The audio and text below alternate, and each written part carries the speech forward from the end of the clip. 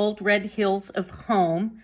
I think the imagery that is used in this first song paints a really strong picture of a nationalistic love, like very patriotic love of Georgia and their hometown, and that the young Confederate soldier sings first, and he talks about he's going to go to fight for these old hills. They remind me of a life that's pure in a land that honor loves and breathes the old red hills of home. And he's talking to Lila, his girlfriend, and how he's going to come home for her. But it paints such a very loving, patriotic picture.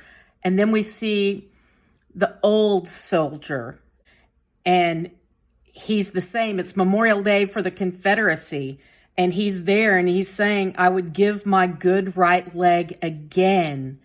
And that they gave their lives for the old red hills of Georgia. And he can close his eyes and hear all the treasures that they held dear. You know, the rushing of the Chattahoochee, the rustling in the wind, the blue skies, the tall pines, the red clay. A man could grow as cotton. Everything was just perfect in their world. And the imagery between the young, crisp, newly drafted or enlisted young Confederate officer, bright-eyed and bushy-tailed and ready to go off to war to fight for his home and his people and his culture, is touching. And then to see him 50 years later talking about what they were fighting for, and it was their home, and their land, and a national pride. There was no shame in what they'd done. There's just such a strong call to a national call of honor. It just paints such a broad picture of what they saw as their perfect life in Marietta, Georgia.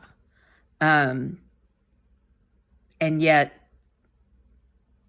the hills were bloodied with so much blood, and they lost so many people, but they still held on to that nationality, that idea of being from Georgia, being from Marietta, and all the things that they held dear at their home.